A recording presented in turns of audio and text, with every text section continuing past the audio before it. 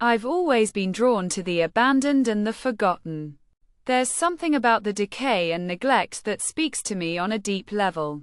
So, when I heard about the abandoned mental asylum on the outskirts of town, I knew I had to explore it. The building loomed before me, its towering spire reaching towards the sky like a skeletal finger.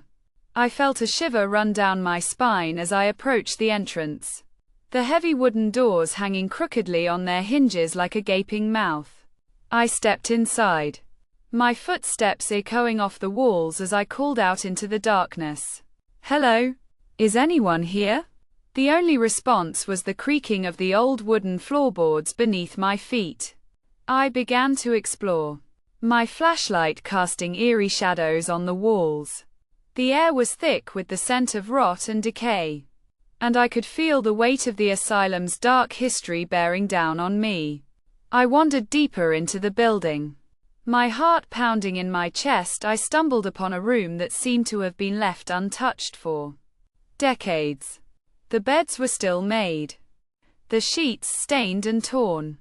I saw a patient's journal on a bedside table, the entries detailing a descent into madness. As I read, I felt a creeping sense of dread.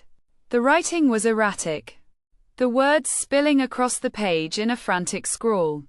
I heard a faint whispering in my ear, the words indistinguishable, but the malevolent intent clear. I spun around, but I was alone.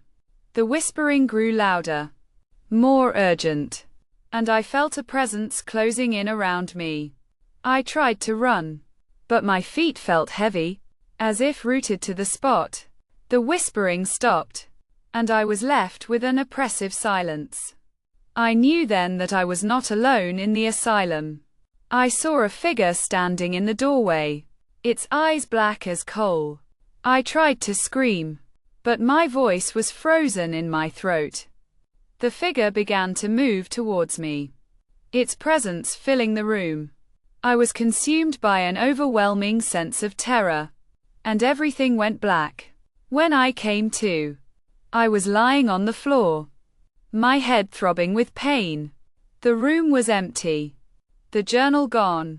But as I stumbled to my feet, I saw something that made my blood run cold.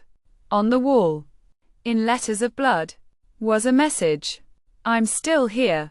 I knew then that I had to get out of there, to never come back. But as I turned to leave, I heard the whispering again, the words clear as day. "You'll never leave.